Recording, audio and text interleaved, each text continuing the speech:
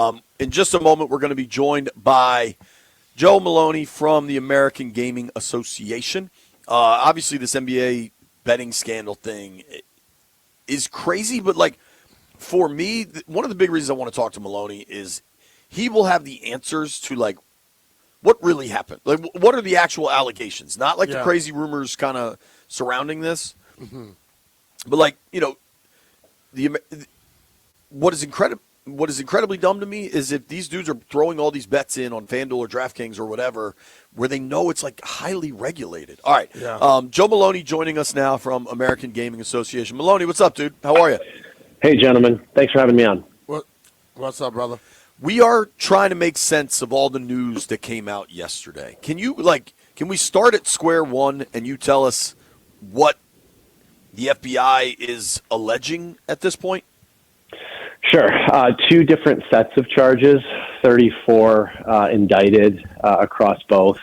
One was a vast, almost sensationalized type Hollywood script around illegal poker and illegal gambling in poker specifically. Down to, we're talking Italian crime families, Cosa Nostra, Bonanno, Genovese. Truly remarkable stuff. And in that set of charges, one of the more high-profile individuals implicated and was allegedly taking part in the activity was Portland Trailblazers and NBA Hall of Famer Chauncey Billups. The other set of charges was around slightly associated and overlapping criminal ring that was involved in specifically the integrity of outcomes in the National Basketball Association with a very high-profile athlete implicated and charged in compromising the integrity of the game and for various charges related to that, and that was Terry Rozier. So slightly related in terms of criminal rings, but totally two sets of different charges. But again, I just think it's important to point out that this was all illegal and criminal activity, okay? And to the extent that this activity was taking place, particularly with a set of charges involving Terry Rozier on a legal sports book, we can talk about what happens and how this investigation ensues. But that's what we had today. Certainly a sad day, but I'd also been reminding folks over the last 24 hours, it was definitely an FAFO kind of day when it comes to gambling. And if you're doing it illegally, Director Patel showing up for that press conference was sort of nearly breathtaking in terms of the gravity he was giving this moment. And federal law enforcement is really not screwing around about this anymore.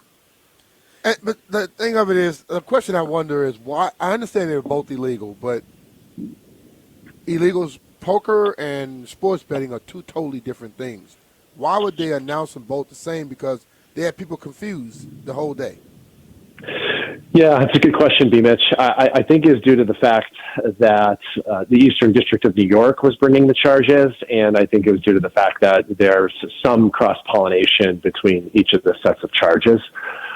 So, if you're someone like me sitting here at the AGA, would have certainly preferred those to be separated out because it is a little bit confusing. There's not a day goes by, BMitch, where there aren't multiple stories about local law enforcement busting up some illegal gambling operation. And it's everything as innocent as a fake or phony slot machine in the back of a bar to organized crime, in enclaves, usually of much larger cities, holding illegal poker games and such. So that's very much a thing in society, and law enforcement is to it because that type of activity attracts criminals. What happened within the legal sportsbook sense and what happened with the sports betting relating charges is something that we are seeing as players and club employees and sometimes team staff and club executives or league officials get ensnared and break gambling violations, right? But this is different. This was allegedly an NBA player that was actually he wasn't betting illegally pursuant to a gambling policy with the NBA. He was actually breaking the law. And so that's the gravity of this moment is very different than, the Cleveland Guardians pitcher serving a suspension for an illegal bet or for some of the instances we've seen in other sports. Yeah, dude, the gravity of this thing is bananas. Honest question. Portland plays tonight. Is Billups still their head coach? No, he was I think immediately he's been, relieved of his duties. released. Yeah, Okay. the commissioner announced yesterday that both Rozier and Billups were relieved of their duties. Okay. Yeah. The Billups stuff is wild because I mean you named the mafia names there. Like, Yeah. those are that just seems like terrible news.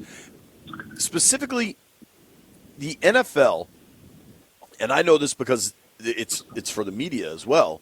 The NFL has gone to facial recognition for just about anybody that has access to the field on Sundays, Yep. to a locker room, and I think a lot of that is driven because they're probably sharing that information with casinos and like making sure they know who is able to access what, when, and where. Right? Does the NBA have something similar?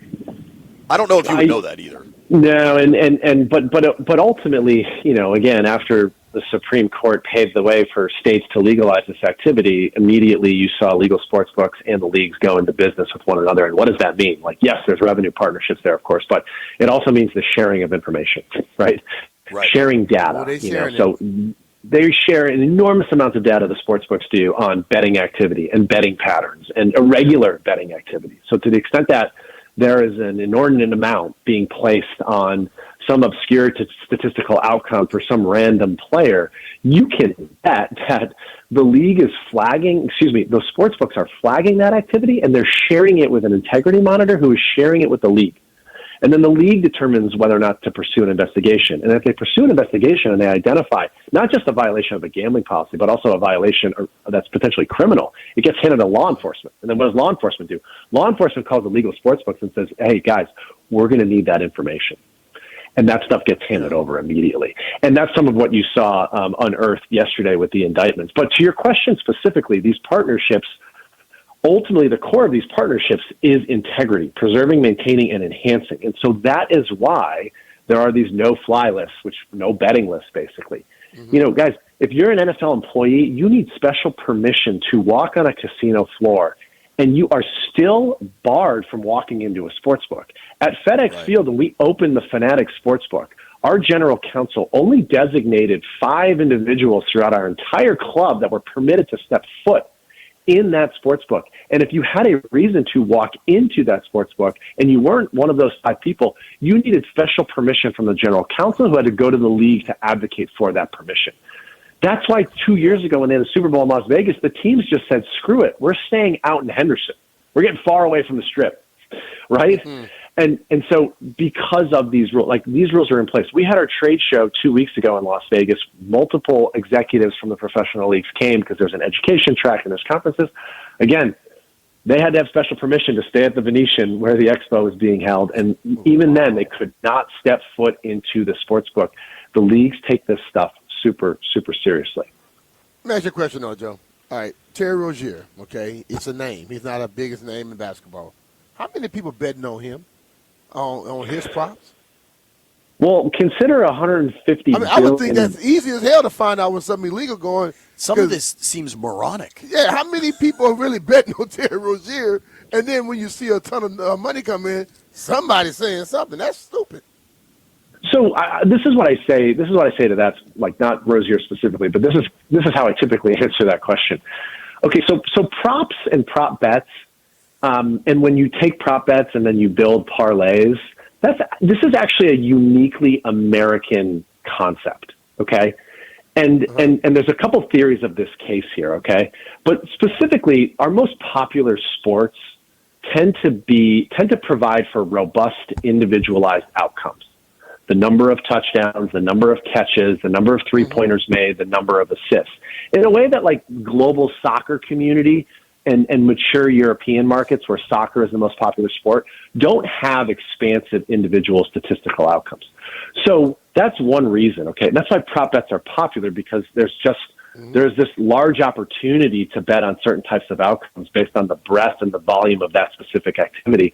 And then secondly, we as Americans, we've been into individualized player performance for a long, long time, and that's fantasy sports.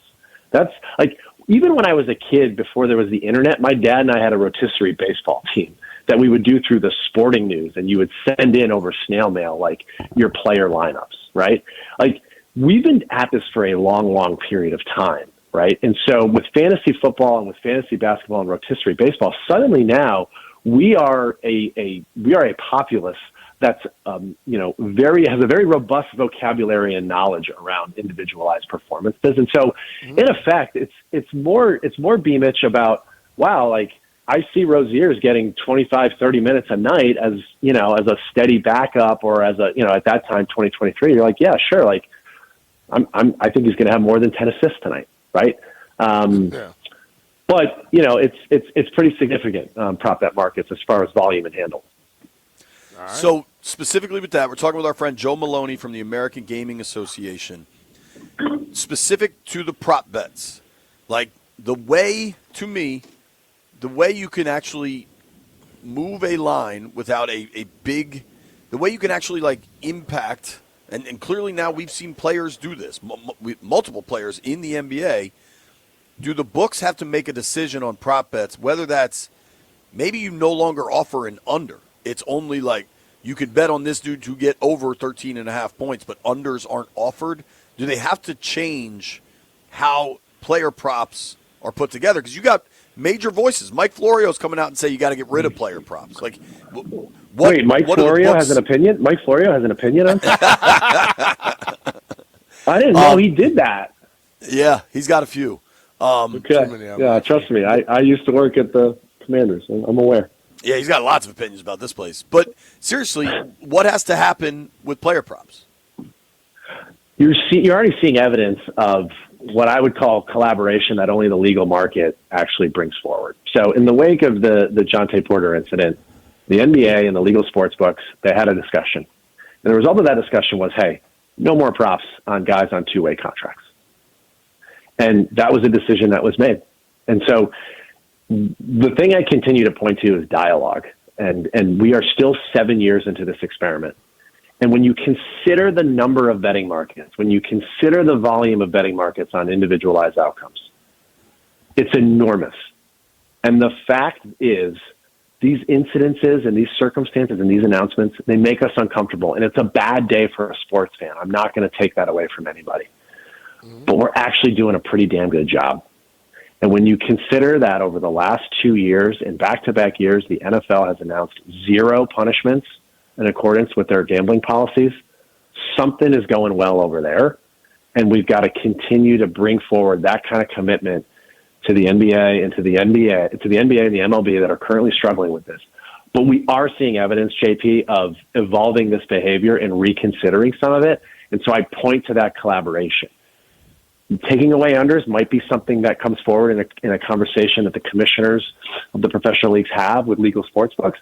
And I just point to the legal market as the answer to this, okay?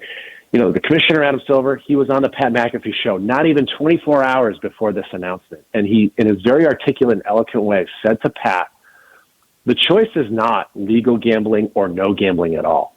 The choice is legal gambling or illegal gambling. And he then went on for 5 minutes to pronounce the benefits of legal gambling and legal betting. That's going to be the trajectory of this. What we do on the margins, as you pointed out, is where the discussion needs to focus on. But blanket prohibitions, it's just not something that's actually going to work. The end result in blanket prohibitions would be just a dumb product where the legal regulated market is just straight bets on wins and losses. And then suddenly you feel about your sportsbook the way you feel about, your cable company or your energy company or your gas provider, which is just like not that great of a product and it seems kind of expensive. But over here in this nice, shiny digital storefront, illegal market, the corporate offshore sportsbooks, they're there to take all that action, and that just can't be a solution. That's not a logical solution here.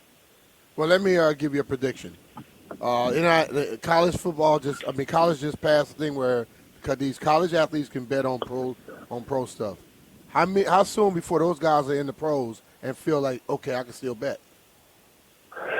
If they want to play in the pros, they can't do it. It's going to cost them their job. So it's becoming increasingly clear that that's the whole thing. But again, I used this example when I was with the club, and it was the NFL gambling policy was in place, and I think they provided the appropriate room with certain restrictions, which is just like, why do I care if John Allen wants to place a bet on his Crimson Tide now that he's a professional?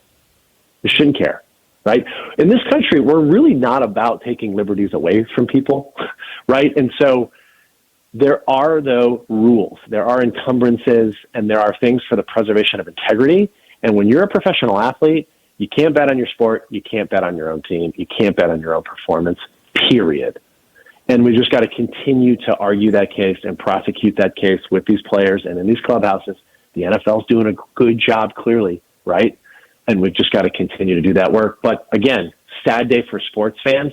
But law enforcement did a hell of a job, put away some real bad guys yesterday, and a big punishment is about to be delivered to somebody potentially. And this should all serve as a warning sign to those athletes that would ever consider what you described there, BMitch. Yeah. Joe, last thing from me. How is this the end of this story? Or do you think we had Peter Rosenberg? We had Rosenberg on earlier, and he said, what I'm really interested in is seeing how far these tentacles reach. And I think that's a really good term for it. Where do you think this goes?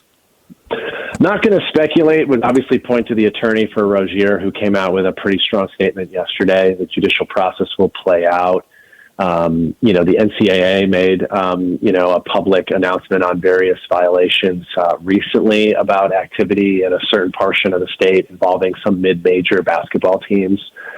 We've just got a lot of work to do here, in terms of the legal market and continuing to point to illegal market actors and to criminal rings. And so I can't speculate on the current case because I just have very little knowledge of it. But, I think the work continues to continue to, like I said, prosecute this case that, legal regulated sports betting is actually a solution. It's doing its job. And yesterday there was the result of criminals doing bad things, not legal sports books, or even just culturally the momentum around the expansion of legal wagering. All right, man. All right, Joe. We appreciate your time, man. You, Thank you. Thank you, guys. Travel safe to KC. All right, man.